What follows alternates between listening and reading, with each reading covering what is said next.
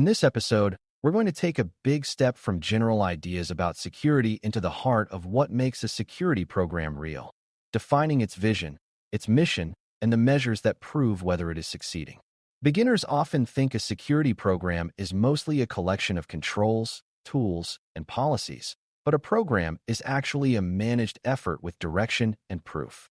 Vision describes what you want the future to look like when the program is working well, and it gives people a clear picture of where security is trying to go. Mission describes what the program does day to day to move toward that vision, and it keeps the program grounded in practical actions rather than wishful thinking. Success measures are how you tell the difference between feeling busy and actually improving security outcomes. When you can define these three pieces clearly, you give the organization a shared understanding of what security is trying to accomplish and how it will know it is getting better. Before we continue, a quick note. This audio course is a companion to our course companion books. The first book is about the exam and provides detailed information on how to pass it best. The second book is a Kindle-only ebook that contains 1,000 flashcards that can be used on your mobile device or Kindle. Check them both out at cyber.author.me in the Bare Metal Study Guide series. A program vision should be short enough to remember, broad enough to guide decisions, and specific enough to mean something. It is not a slogan meant to impress people, and it is not a technical statement about tools or controls. A good vision describes an end state that matters to the organization, such as trusted operations, resilient services, protected information, and confident decision-making. Think of vision as a lighthouse, not a checklist, because it helps you steer even when circumstances change. If a new threat appears or the organization adopts a new technology, the vision stays stable because it is about outcomes, not methods. Beginners sometimes write visions that are really just goals like prevent all breaches, but that kind of absolute promise is unrealistic and can backfire. A stronger vision recognizes that risk can be reduced and managed, and that the organization can become more resilient and trustworthy over time. Vision should be ambitious but believable, because people will only commit to a future they can imagine reaching. The mission of the security program is different from the organization's mission, and keeping them distinct helps avoid confusion. The organization's mission explains why the organization exists, while the security program's mission explains how security supports that purpose by managing risk. A mission statement should describe what the program does repeatedly and reliably, not what it hopes will happen. For example, a mission might involve identifying and managing risks, establishing governance and policy, enabling secure operations, and supporting incident readiness, all in a way that aligns with business priorities. The mission should also clearly indicate who the program serves, which is usually the organization as a whole, including leadership, teams that build and run systems, and the people whose data is being protected.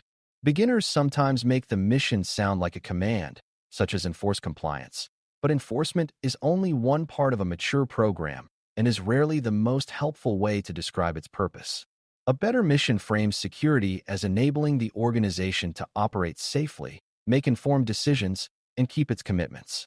This makes the program easier to support because it is positioned as service and stewardship, not only policing.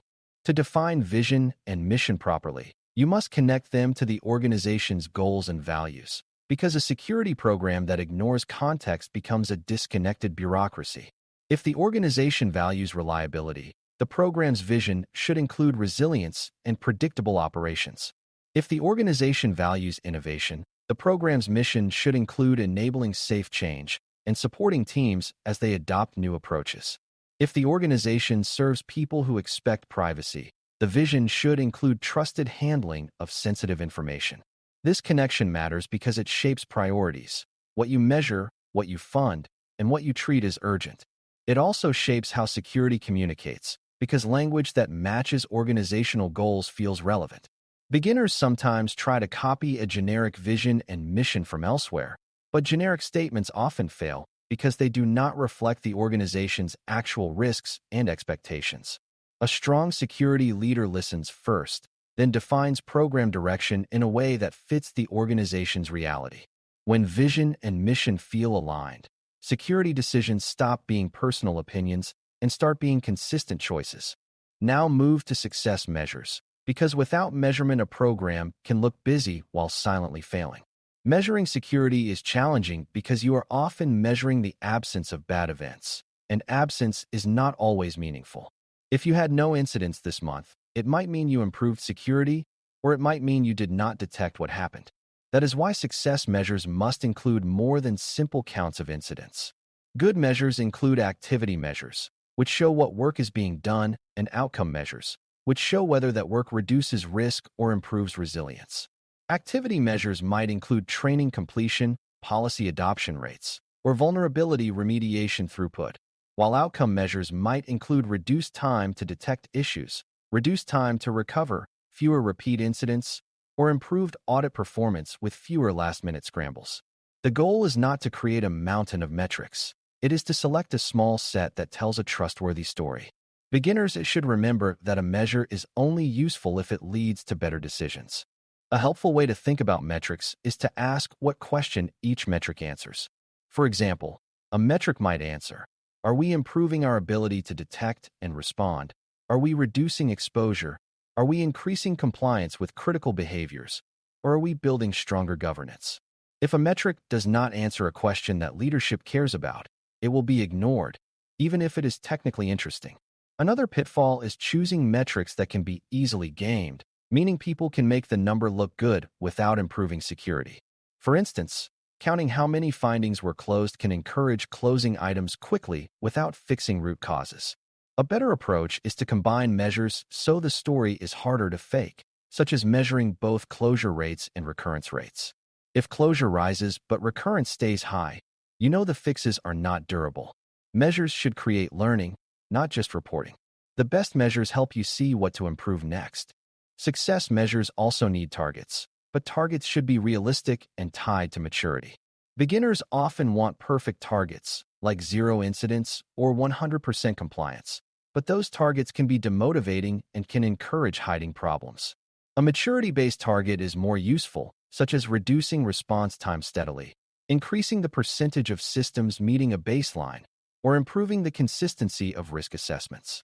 These targets should be negotiated with stakeholders so they feel fair and meaningful, not imposed like punishment.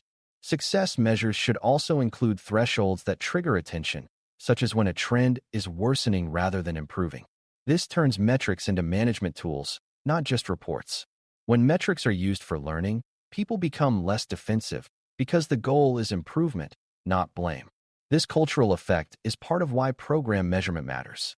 Another important concept is distinguishing between leading indicators and lagging indicators. Lagging indicators tell you what already happened, such as number of incidents or audit findings, while leading indicators suggest what might happen next, such as patching timeliness or training effectiveness.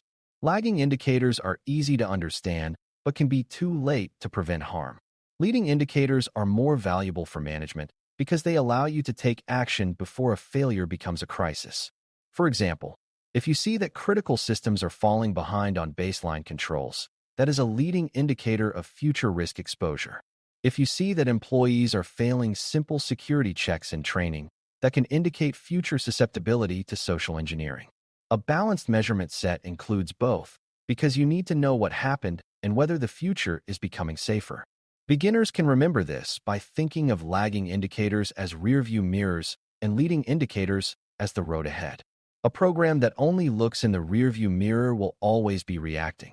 Vision, mission, and measures also help resolve conflicts, because security work often involves competing priorities.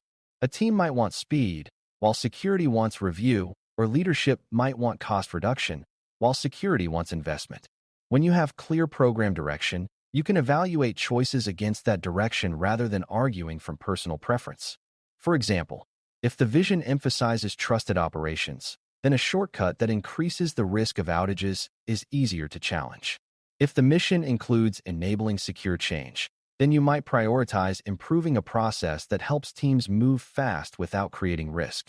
Measures then show whether your choices are working, because you can track whether speed improved without causing more incidents or whether resilience improved without blocking work. This is how a program becomes mature. It makes choices, measures results, learns, and adjusts. Without these components, security becomes reactive and inconsistent, which is stressful for everyone. It is also important to keep the program statement stable while allowing tactics to evolve. Vision and mission should not change every time there is a new threat, a new leader, or a new project, because constant change causes confusion. Instead, the program adapts by updating priorities, processes, and controls while keeping the overall purpose consistent. Measures can evolve more frequently, especially as the program matures, because what you measure early might differ from what you measure later. Early on, you might measure basic adoption of policies and controls, while later you might measure resilience outcomes and risk reduction. The key is to avoid measuring everything just because you can. Measuring too much creates noise, and noise makes it harder to see real signals.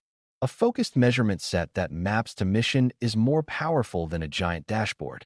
Beginners should focus on clarity and usefulness, not quantity.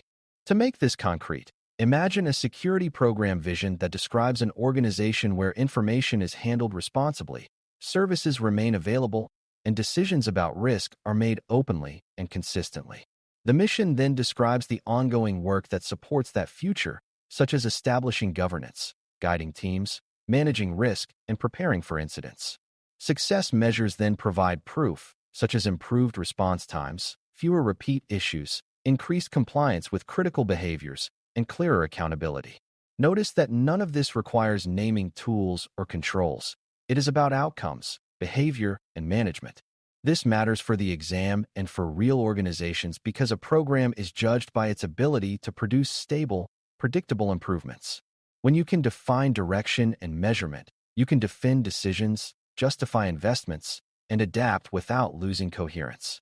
That is what makes a program feel professional rather than improvised. In conclusion, defining the information security program's vision, mission, and success measures is about creating direction, purpose, and proof in a way that the whole organization can understand and support. Vision gives a picture of the future you are building, mission explains the steady work that moves you toward that future, and success measures show whether the program is truly improving outcomes rather than just generating activity. When these elements are aligned to organizational goals and values, security becomes easier to integrate into daily work and easier to champion at leadership levels. When measures include both leading and lagging indicators and are designed to support learning, the program becomes more resilient and less reactive. Most importantly, these elements turn security into a managed program with accountability, which is exactly what management-focused thinking requires. If you can clearly state where the program is going, what it does, and how success will be recognized, you build a foundation that supports every other decision in the security management journey. Thanks for listening. For more audio courses, daily newsletters, and more, please visit baremetalcyber.com.